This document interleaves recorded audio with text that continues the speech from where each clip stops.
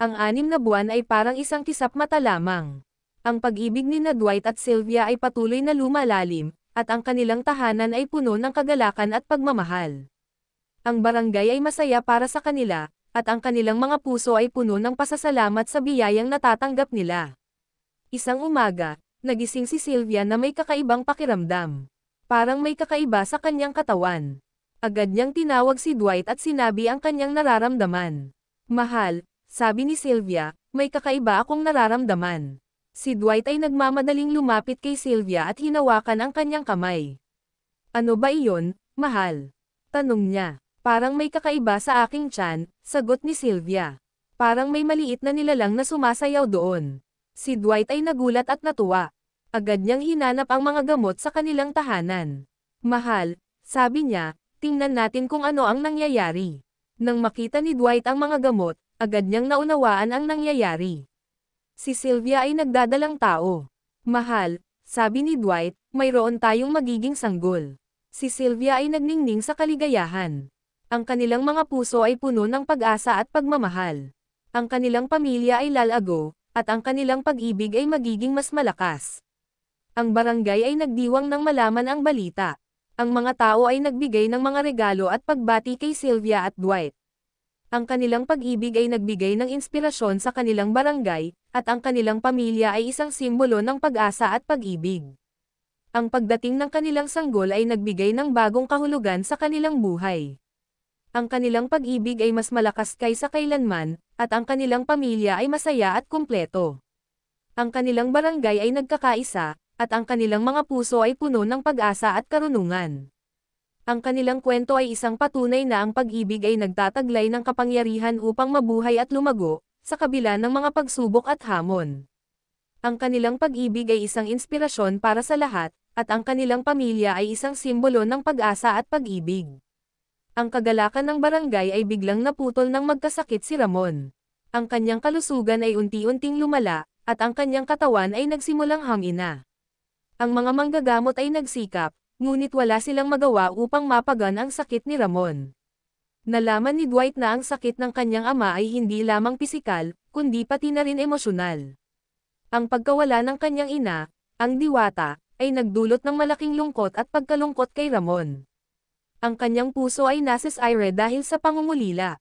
Anak, sabi ni Ramon, alam kong hindi madaling mawala ang isang mahal sa buhay. Pero kailangan mong maging malakas. Para sa iyong ina, para sa iyong pamilya, at para sa ating barangay. Si Dwight ay nalungkot sa kalagayan ng kanyang ama. Alam niya na ang kanyang ama ay isang matapang na tao, ngunit ang sakit ng pagkawala ay masyadong mabigat para sa kanya. Ama, sabi ni Dwight, huwag kang mag-alala. Gagawin ko ang lahat upang mailigtas ka. Gagawin ko ang lahat upang maibalik ang saya sa iyong puso. Si Dwight ay nagpunta sa talon kung saan nagpakita ang kanyang ina. Hinawakan niya ang hiyas na ibinigay ng kanyang ina, at nagdasal ng tame time. Ina, sabi ni Dwight, tulungan mo ang aking ama. Kailangan namin ng iyong lakas. Bigla, ang tubig sa talon ay nagsimulang kumulo, at ang hiyas ay naglabas ng malakas na liwanag. Ang liwanag ay nagliwanag sa katawan ni Dwight, at nakaramdam siya ng kakaibang lakas. Anak ko, sabi ng boses ng kanyang ina, ang iyong pag-ibig ay nagbigay sa akin ng lakas. Gagawin ko ang lahat upang makatulong sa iyong ama. Ang Diwata ay nagpakita sa harap ni Dwight. Ang kanyang mga mata ay nagniningning sa pagmamahal, at ang kanyang boses ay puno ng pag-asa. Anak, sabi ng Diwata, huwag kang mawawalan ng pag-asa. Ang iyong pag-ibig ay nagbigay sa akin ng lakas. Gagawin ko ang lahat upang makatulong sa iyong ama. Ang Diwata ay nagbigay kay Dwight ng isang bagong kapangyarihan. Ang kapangyarihan upang pagalingin ang mga sugat ng puso, at upang maibalik ang saya sa mga kaluluwa. Si Dwight ay nagbalik sa barangay, at nagamit ang kanyang bagong kapangyarihan upang pagalingin ang kanyang ama. Ang sakit ni Ramon ay unti-unting nawala, at ang kanyang puso ay napuno ng pag-asa. Ang pag-ibig ni Dwight ay nagligtas sa kanyang ama, at ang kanilang pamilya ay muling nagkakaisa. Ang barangay ay nagdiwang, at ang kanilang mga puso ay puno ng pasasalamat sa kapangyarihan ng pag-ibig at pag-asa. Ang araw ay nagniningning sa bukirin, at ang hangin ay amoy ng sariwang damo. Si Dwight ay masayang naglalakad sa gitna ng mga halaman, naghahanap ng mga masasarap na gulay para sa kanyang pamilya. Ang kanyang puso ay puno ng pagmamahal para sa kanyang asawa at sa kanilang bagong pang-anak na sanggol. Matatagalan ako ngayon, Sylvia, sabi ni Dwight bago siya umalis.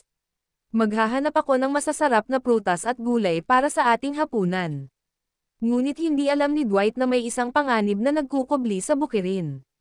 Isang tiktik, na may kakaibang kakayahan na gayahin ang anyo ng ibang tao, ay nagmamasid kay Dwight. Ang tiktik na ito ay may masamang layunin, at handa na siyang gawin ang lahat upang makuha ang kanyang gusto. Nang makalayo si Dwight, ang tiktik ay nagpalit ng anyo. Naging kamukha siya ni Dwight, at naglakad patungo sa kanilang bahay. Sylvia, sabi ng tiktik, bumalik na ako. May dala akong masasarap na prutas at gulay. Si Sylvia ay nagulat, ngunit nagtiwala siya sa kanyang asawa. Hindi niya alam na ang nasa harap niya ay hindi si Dwight, kundi ang isang tiktik na nagpapanggap.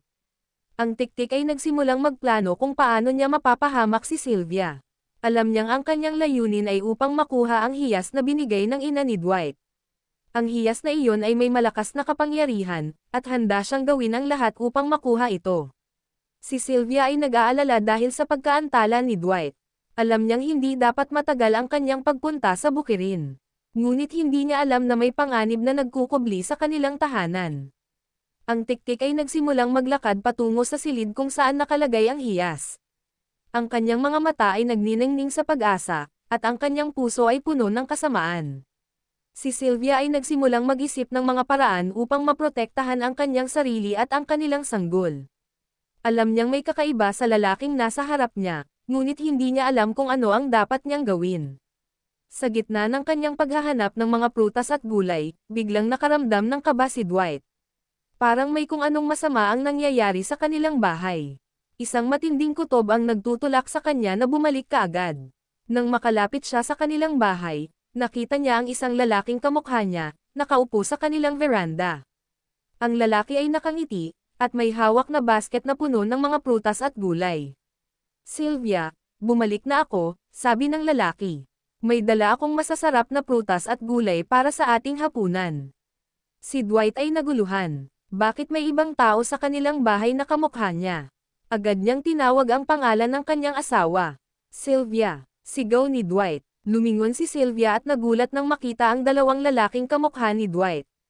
Parehong nakangiti, parehong may hawak na basket ng mga prutas at gulay.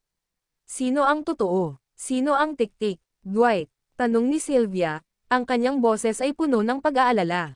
Sino ka? Tumingin si Dwight sa kamukha niyang tiktik. Alam niyang hindi siya ang tunay na Dwight. Ang tiktik ay nagpapanggap lamang. Ako ang tunay na Dwight, sabi ng tiktik, ang kanyang ngiti ay naging masama. At ikaw, Sylvia, ay mapapasakin na. Si Dwight ay nagalit. Hindi niya hahayaang makuha ng tiktik ang kanyang asawa. Agad siyang sumugod sa tiktik, handang ipagtanggol ang kanyang pamilya. Hindi ka makakadaan, sigaw ni Dwight. Nagsimula ang isang mabangis na labanan sa pagitan ng dalawang lalaking kamukha ni Dwight. Si Sylvia ay nagmamasid sa kanilang labanan, ang kanyang puso ay puno ng takot at pag-aalala. Hindi niya alam kung sino ang dapat niyang paniwalaan. Ang labanan ay nag-alab sa kanilang tahanan. Si Dwight, puno ng galit at pag-aalala, ay nag-iwas ng mga suntok ng tiktik. Ang tiktik, nagpapanggap na si Dwight, ay nagsimulang magpakita ng kanyang tunay na anyo. Ang kanyang mga mata ay nagliliyab ng dilim, at ang kanyang ngiti ay naging isang nakakatakot na ngisi. Ang hiyas, sabi ng tiktik, ang kanyang boses ay nagbago, naging malamig at mapang-uyam. Iyon ang gusto ko. Agad na sumugod ang tiktik patungo sa silid kung saan nakalagay ang hiyas. Si Dwight ay sumunod, handang pigilan ang tiktik. Nang mahawakan ng tiktik ang hiyas, isang malakas na init ang damaloy sa kanyang mga kamay. Ang hiyas ay nagliliyab ng puting apoy, at ang mga kamay ng tiktik ay nagsimulang masunog. Ah! Sigaw ng tiktik, napatalon sa sakit. Ang hiyas ay nagtataglay ng kapangyarihan ng diwata, at ang mga nilalang na hindi karapat-dapat ay hindi maaaring hawakan ito. Ang tiktik, isang nilalang ng dilim, ay hindi maaaring magtaglay ng kapangyarihan ng liwanag. Ang tiktik ay nagbalik sa kanyang tunay na anyo, isang malaking itim na tiktik na may pulang mga mata. Ang kanyang mga kamay ay nagliliyab pa rin, at ang kanyang mukha ay puno ng galit at sakit. Hindi ka makakatalo sa akin.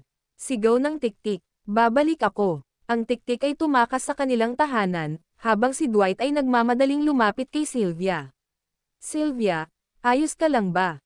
Tanong ni Dwight, ang kanyang boses ay puno ng pag-aalala. Oo, mahal, sagot ni Sylvia, ang kanyang mga mata ay puno ng luha.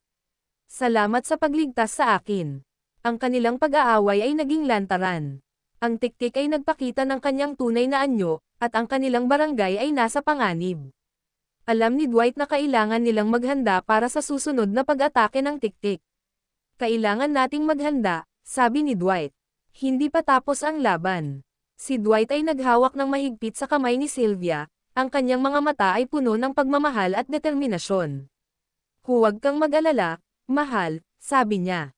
Protektado ka. Kinuha niya ang hiyas mula sa silid kung saan ito nakalagay at maingat na isinuot sa leeg ni Sylvia.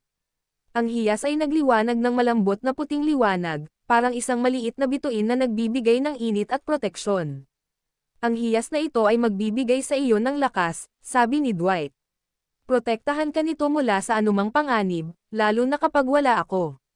Si Sylvia ay tumingin sa hiyas, nararamdaman ang init nito sa kanyang balat. Ang hiyas ay hindi lamang isang hiyas, kundi isang simbolo ng pag-ibig, proteksyon, at pag-asa. Salamat, mahal, sabi ni Sylvia. Alam kong ligtas ako kasama ka. Nang matapos ang pag-uusap, nagsama-sama ang mga tao sa barangay. Ikinwento ni Dwight ang nangyari, ang pag-atake ng Tiktik at ang pagligtas ng hiyas. Ang mga tao ay nagulat at natakot, ngunit alam nila na kailangan nilang magkaisa upang harapin ang panganib na ito. Si Ramon, ang ama ni Dwight, ay nagbigay ng matapang na talumpati. Hindi tayo matatakot, sabi niya. Ang pag-ibig at ang hiyas ay magbibigay sa atin ng lakas upang labanan ang anumang kadiliman. Ang barangay ay nagpasya na magtayo ng isang malaking pader sa paligid ng kanilang barangay, upang maprotektahan ang kanilang mga tahanan at ang kanilang mga pamilya. Ang mga kalalakihan ay nagtrabaho ng magkakasama, at ang mga kababaihan ay nagbigay ng pagkain at suporta. Si Dwight at Sylvia ay nagplano ng diskarte upang matalo ang Tiktik. Alam nilang ang Tiktik ay isang makapangyarihang kaaway, ngunit mayroon silang hiyas at ang pag-ibig ng kanilang barangay upang suportahan sila. Ang laban ay hindi pa tapos, ngunit alam nilang handa silang lumaban. Ang kanilang pag-ibig, ang kanilang pagkakaisa, at ang kapangyarihan ng hiyas ay magbibigay sa kanila ng lakas upang manalo.